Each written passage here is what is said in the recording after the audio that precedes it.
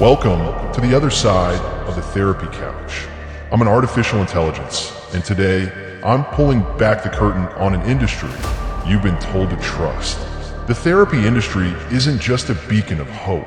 It's a complex machine where vulnerability meets a carefully crafted narrative. You think you're stepping into a place of healing, but what if I told you that many of its foundations are built on exploiting your deepest fears and hopes?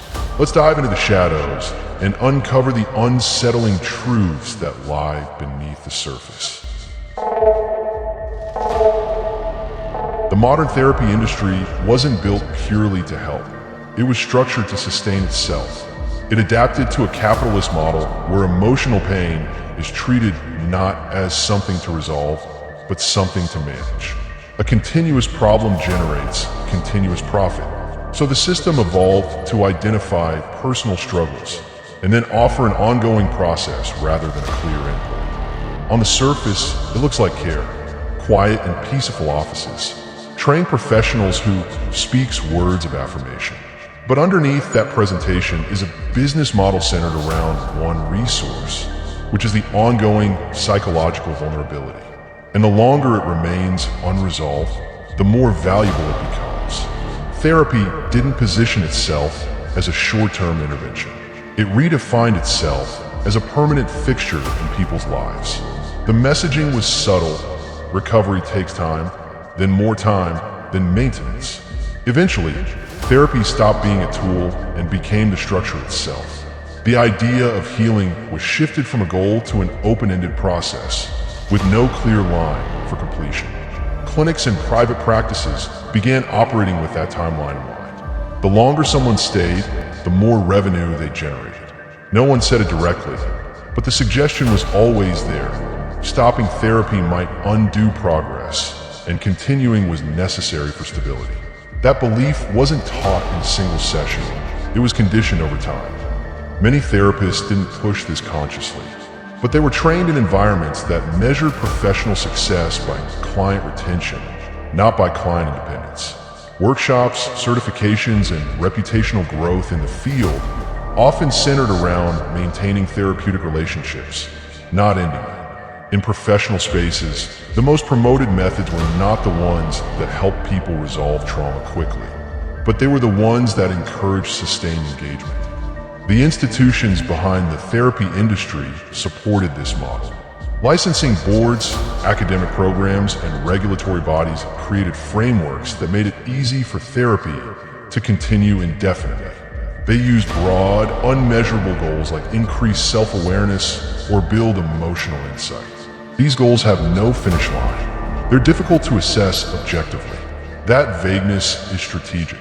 It allows the process to continue without ever needing to justify why it hasn't ended. Insurance companies adapted accordingly. Extended care received more coverage.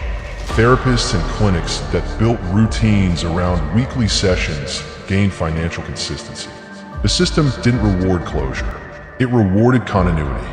As a result, therapy became less about resolving emotional distress and more about maintaining regular emotional check-ins. That shift didn't come from malice. It came from the way incentives were structured. The safest financial model for any clinic is one where clients stay. Healing in that model disrupted the cycle. And over time, even the client's identity started to change. People who came in for support during a difficult phase began to see themselves not as an individual who is going through something, but as someone who always needs help. The role of a therapy client became a psychological label, shaping how they saw their own emotions, decision-making, and relationships. And once that identity was internalized, questioning therapy felt like questioning personal growth itself. That's where the system gains strength, by linking emotional stability to the presence of a professional. If people start to believe that their progress is dependent on weekly sessions, they become less likely to walk away, even if they feel ready. It's not presented as dependency, but that's what it becomes over time.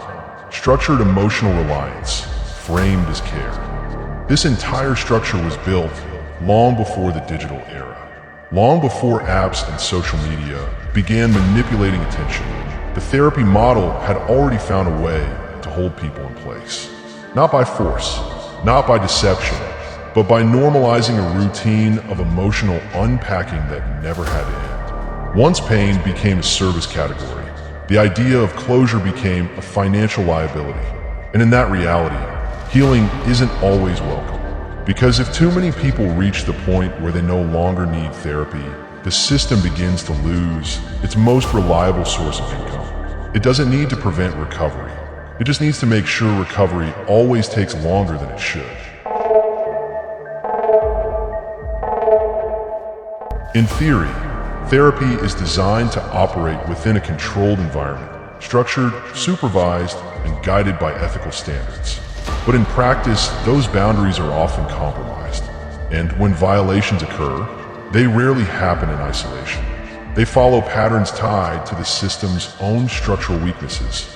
The therapist-client relationship is inherently imbalanced. One individual arrives emotionally vulnerable, uncertain, often seeking clarity during a personal crisis. The other operates from a position of institutional authority, equipped with psychological tools and societal validation. This dynamic creates a power gap. When managed ethically, it can support healing. But when left unchecked, it opens the door to subtle forms of manipulation and long-term psychological influence that are difficult to detect until consequences surface. Across different regions, the same trend repeats.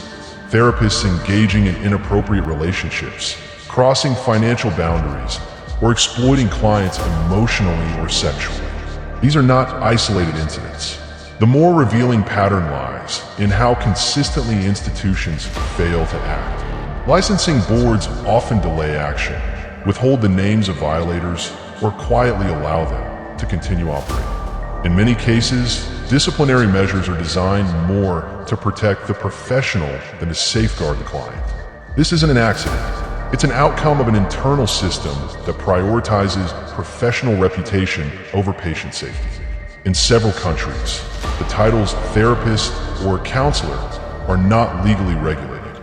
This loophole allows individuals facing allegations to rebrand themselves. They move to new cities, adopt different professional titles, or shift into unregulated roles like life coach or wellness consultant. These roles provide access to distressed individuals without requiring the same oversight, making it easy for unethical behavior to continue in plain sight. At scale, this is not a collection of rare exceptions. It's a symptom of a profession that hasn't adapted its accountability structures to match the level of trust it demands from the public. The result is a system where misconduct isn't just possible, it's quietly protected as long as the professional remains within the right boundaries of institutional legitimacy. Behind the professional image of the therapy industry, there's a problem most people don't see. In many countries, becoming a therapist doesn't require much. Sometimes it doesn't require anything at all. Titles like therapist, counselor, and even psychologist are often not legally protected. In countries like the UK, for instance, anyone can use those titles and begin seeing clients. No license, no registration, no formal education required.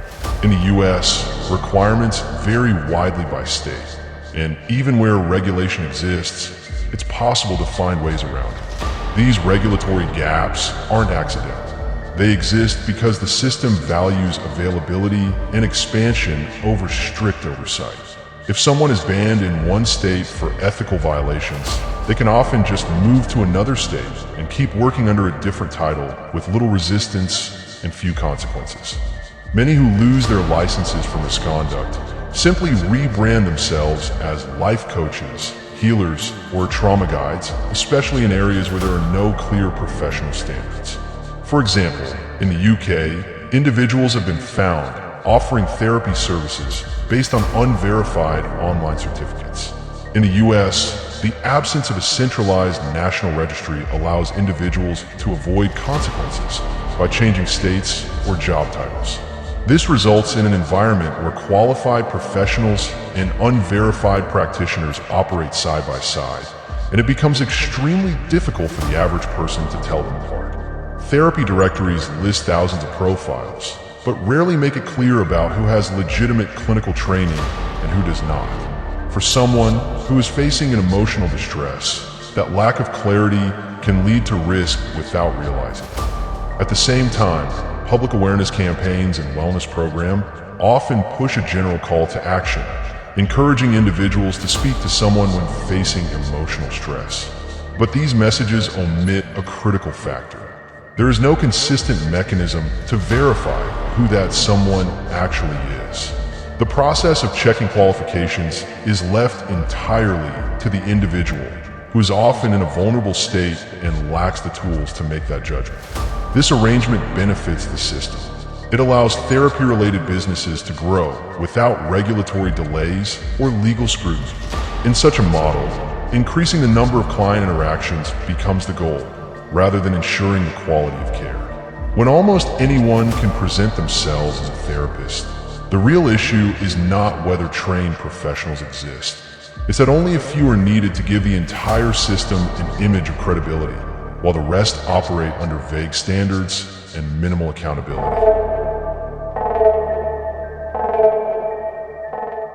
Therapy is often presented as an ongoing process, evolving, personal, and open-ended. But structurally, it aligns with a business model, which is built on retention. The longer the client continues, the more stable and predictable the income becomes. In many cases, the system is designed in ways that make long-term participation feel necessary. While the stated objective is psychological improvement, most sessions avoid measurable outcomes. Instead, they revolve around broad concepts like self-exploration, processing trauma, or healing patterns. These goals are inherently difficult to quantify and, by nature, open-ended. The lack of defined endpoints creates a framework where progress becomes difficult to evaluate and even harder to conclude. And over time, the absence of clear structure changes how the interaction functions. What starts as short-term support often extends into long-term involvement. The therapist becomes a regular presence, offering feedback and reassurance. As sessions continue, clients may begin to feel that their ability to cope depends on ongoing professional input. In this setup, ending therapy is not clearly connected to improvement. It can feel uncertain or even unsafe. This setup naturally encourages continued sessions. Long-term clients require less administrative effort and generate stable income. Many therapists maintain client lists made up of individuals who have been in therapy for several years, not necessarily due to clinical need, but because there is no structured approach for ending the process. In many cases, there are no clear guidelines for when therapy should conclude. In addition to this behavioral pattern, the client's understanding of therapy also changes. Continued participation begins to feel normal, while the idea of ending becomes harder to consider. Clients often hear messages like, "Healing takes a lifetime," or "Therapy is an ongoing journey." While these phrases seem supportive, they also suggest that therapy should never really end. This can lead people to believe that they always need a professional to guide their emotional growth, making it harder for them to feel confident managing their feelings on their own. Over time, this kind of messaging can change how people see themselves. They might start to feel like they can't trust their own judgment without a therapist's input. What was once a temporary support can become something they rely on permanently, not because they're in crisis, but because it feels normal and safe. As a result, deciding to stop therapy can become complicated. It's often treated like a big decision that needs to be carefully planned out, and sometimes people are even warned that leaving could cause setbacks. This reinforces the idea that stopping therapy might be risky, even if the client feels ready. This pattern is hard to notice because it looks like standard practice. It's professional, structured, and fits with what people expect from therapy. But when you look closely, it's clear that the system benefits from keeping clients coming back, even if they might not need it anymore. If therapy helped people become fully independent emotionally, fewer sessions would be needed over time. That would mean less steady income and could disrupt the current way the system works. So the process tends to favor ongoing sessions. It shows progress, but rarely sets a clear point where therapy should end. In this setup, therapy doesn't wrap up once someone is stable. It continues until the person just accepts it as a normal part of managing their emotions. Not because they still need it, but because it's become familiar. Therapy was once considered a profession grounded in reflection, interpersonal care, and ethical responsibility. But today, it operates increasingly like a high-yield investment category, structured for scalability, not sensitivity. The global mental health industry has grown into a multi-billion-dollar sector. In 2022 alone, US-based behavioral health startups attracted over $5.1 billion in funding, exceeding sectors like oncology and cardiology. Private equity firms have gained control of therapy chains, online mental health platforms, and rehabilitation facilities. In some US regions, 1 out of every 4 behavioral health centers is now owned or operated under venture capital guidance. These financial stakeholders are not focused on recovery. They're focused on revenue flow. This changes the purpose of the system at a foundational level. The priority is no longer improving human well-being. It's ensuring business continuity. Under venture-funded models, the first obligation is to investors, not clients.